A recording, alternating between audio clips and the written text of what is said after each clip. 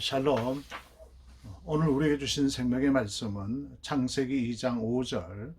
여호와 하나님이 땅에 비를 내리지 아니하셨고 땅을 갈 사람도 없었으므로 들에는 초목이 아직 없었고 밭에는 채소가 나지 아니하였으며. 아멘. 가라라, 경작하라는 의미에 대해서 계속해서 말씀을 드리고 있습니다. 가라라는 의미는 변화된 삶을 살아라, 그리고 노동을 하라, 일을 하라는 뜻이라고 말씀을 드렸습니다. 오늘은 세 번째 의미에 대해서 살펴보겠습니다. 이 가라라, 경작하라는 뜻은 자신이 속한 삶의 현장에서 창조적인 행동을 하라는 것입니다. 즉 창조적인 역사를 만들어내는 것을 말합니다. 우리 그리스도인들은 환경에 적응해 나가는 삶이 아니라 환경을 변화시키는 삶을 살아야 합니다. 광야에 길을 만들고 사막에 강줄기를 내는 자들이 그리스도인이라고 할 수가 있습니다. 전쟁이 반발하여 두 사람의 농부가 황무지에 이사를 가게 됩니다. 한 농부는 황무지와 같은 땅을 바라보면서 부정적이고 수동적이며 운명적인 삶의 자세를 가지고 살아가게 되죠. 원망하고 불평하고 열심히 살아가고 싶지만은 자신의 환경을 바라보면서 이러한 땅에서 수고를 해봐야 소용이 없어 라고 아예 자포자기를 하고 말았습니다.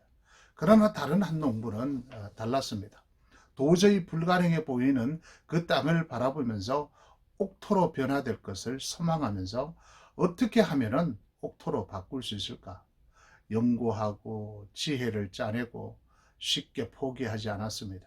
땅의 성질을 파악하고 근본적으로 변화를 주려고 노력을 했던 것입니다. 놀랍게도 몇 년이 지나지 않아서 황무지 같은 그 땅이 옥토로 변화되었던 것입니다.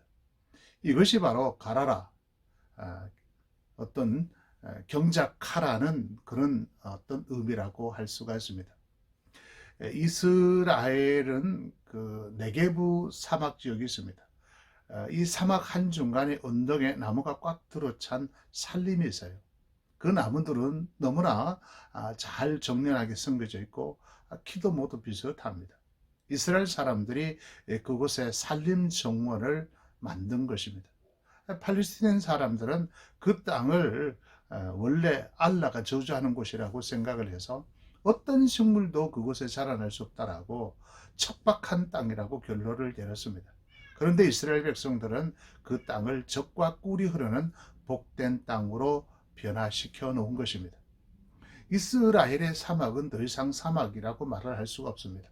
사막 곳곳에서 식물이 자라고 푸른 식물들이 가득합니다. 과학기술은 거친 황무지를 변화시켰고 이스라엘은 이제 농산물 수출로 연간 3,800억 원의 수입을 얻는 나라가 되었습니다. 이른바 그린 혁명이 실현된 것입니다.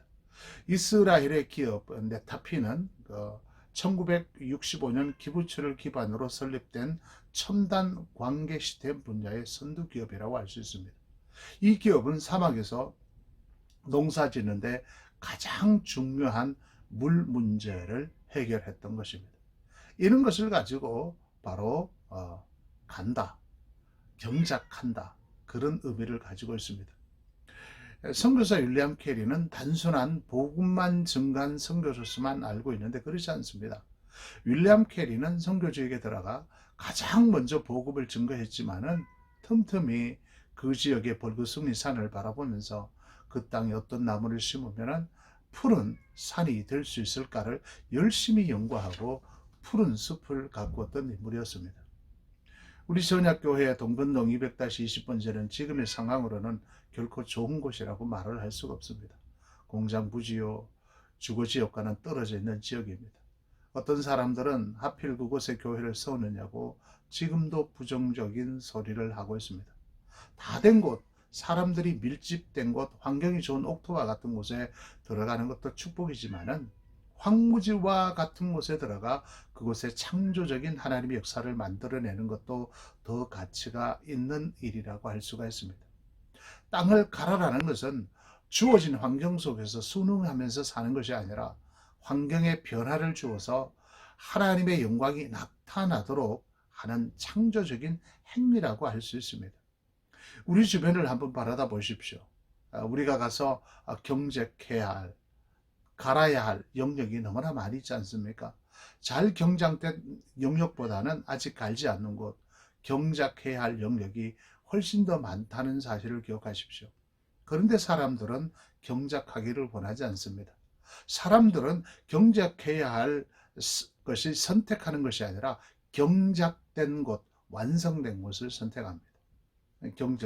어떤 경작되지 않는 경제 분야, 교육 분야, 예술 분야, 스포츠 분야, 문화 분야, 과학기술 분야 등 너무나 많이 있습니다. 세상 사람들은 그런 분야를 보고 블루 오션이라고 말을 하지 않습니까? 어느 구두 회사에서 아프리카에서 가서 시장성을 파라고 두 명의 세일즈맨을 파견하게 됩니다. 한 명은 이런 정보를 본사에 보냅니다. 이곳에는 아무도 구두를 신지 않습니다. 시장성이 전혀 없습니다. 시장성이 하나도 없습니다. 상황은 절망적입니다. 이렇게 보고를 했어요. 그러나 나머지 한 명은 전혀 다른 정보를 보내게 됩니다.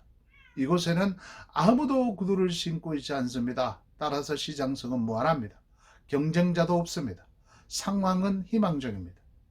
구두에 대한 이해와 필요를 느끼지 못하는 환경을 보는 시각을 어떻게 가지느냐 하는 것이 문제 해결의 방향, 결정을 달리하고 있음을 볼 수가 있는 것입니다. 신발을 신지 않았기 때문에 앞으로 신지 않을 것이다. 이것은 부정적인 생각입니다. 신지 않았기 때문에 앞으로 신을 것이다. 이게 바로 긍정적인 생각이라고 할 수가 있습니다. 이 땅의 황망곳을 사람 외에는 어느 누구도 변화시킬 수 없습니다. 사람과 가장 가깝다고 하는 원숭이가 변화시킬 수 있겠습니까? 그렇게 말을 잘 듣는다고 하는 진돗개를 잘 훈련시켜서 변화시킬 수 있겠습니까? 불가능한 일이죠. 바로 하나님께서는 우리 그리스도인들에게 갈아라, 경작하라고 말씀을 하고 있는 것입니다. 우리 교회 주신 약속의 말씀을 다시 한번 기억하시기를 바랍니다. 이사야 43장 18절에서 21절 너희는 이전 일을 기억하지 말며 옛날 일을 생각하지 말라. 보라 내가 새 일을 행하리니 이제 나타낼 것이라. 너희가 그것을 알지 못하겠느냐. 반드시 내가 광야의 길을 사막의 강을 내리니 장차 들짐승 곧 승냥이와 타조도 나를 존경할 것은 내가 광야의 물을 사막의 강들을 내어 내 백성 내가 택한 자에게 마시게 할 것임이라. 이 백성은 내가 나를 위하여 지었나니 나를 찬송하게 하려 함이니라. 아멘. 사막 광야와 같은 곳이 바로 갈아야 할 땅, 경작해야 할 곳들입니다. 창조적인 행동을 통하여 광야의 길과 물을 내고 사막의 강들을 내는 자들이 되어야 합니다. 사랑하는 새언약의 모든 성도 여러분, 우리는 하나님의 형상으로 지음을 받은 하나님의 자녀들입니다. 예수 그리스도를 믿고 우리들에게는 엄청난 권세와 능력이 주어졌습니다. 우리에게는 특별한 은혜가 있다는 것을 늘 기억하면서 영적인 사막과 그리고 광야와 같은 곳에 길을 내고 물을 대고 강들을 만들어서 정말로 하나님께서 우리에게 주신 그 능력으로 선한 창조적인 행동을 통해서 새로운 역사를 만들어내는 오늘 시대에 하나님의 백성들이 되시기를 예수 그리스도의 이름으로 축복합니다. 하나님 아버지, 오늘 또 우리에게 좋은 시간 허락하여 주셔서 하나님의 말씀을 들을 수 있는 은혜의 시간을 허락하심을 감사합니다. 우리에게는 하나님의 자녀의 권세가 주었습니다. 이 땅을 정말로 경작하고 이 땅을 갈 수 있는 능력을 우리에게 주었습니다. 우리의 주변에 사막과 같고 광야와 같은 곳들이 아직도 많이 있습니다. 그곳에 가서 정말로 창조적인 행동을 통해서 창조적인 하나님이 기뻐하시는 역사를 만들어낼 수 있는 우리들이 되게 해 주시옵소서. 오늘도 흩어져 있는 사랑하는 지체들 일일이 기억하시고 주님과 동행하게 하옵소서. 예수 그리스도의 이름으로 기도하옵나이다. 아멘.